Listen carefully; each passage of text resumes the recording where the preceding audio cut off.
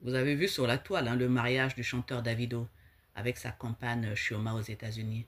Vous avez vu les commentaires dans les posts? 80% des femmes sont heureuses. Alors que Davido, c'est un lapin national.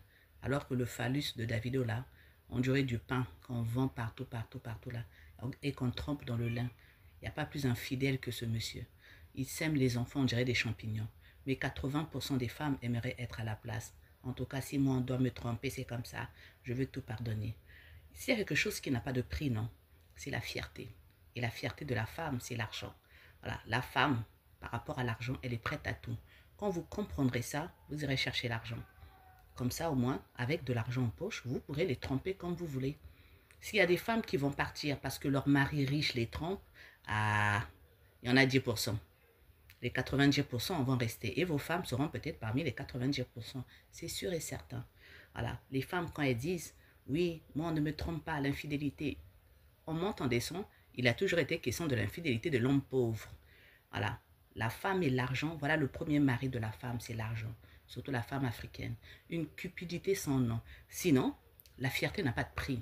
La valeur n'a pas de prix. Une femme qui est trompée, bafouée, quel que soit le revenu de son compagnon, non. Si c'est ça qui est en tête, si c'est cette valeur-là qu'elle prend en premier, si c'est cette valeur-là qui compte, elle part.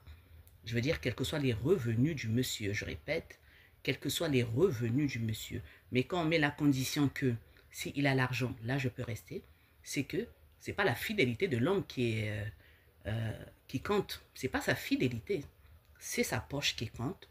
Et après, on regarde sa fidélité. Mais sinon, homme riche, il peut tromper comme il veut.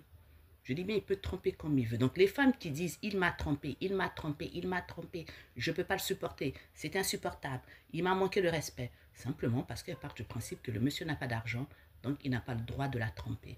Regardez dans les commentaires, vous allez voir, hein, très peu disent que Chioma a eu tort d'accepter ce mariage. Au contraire, tout le monde l'envie.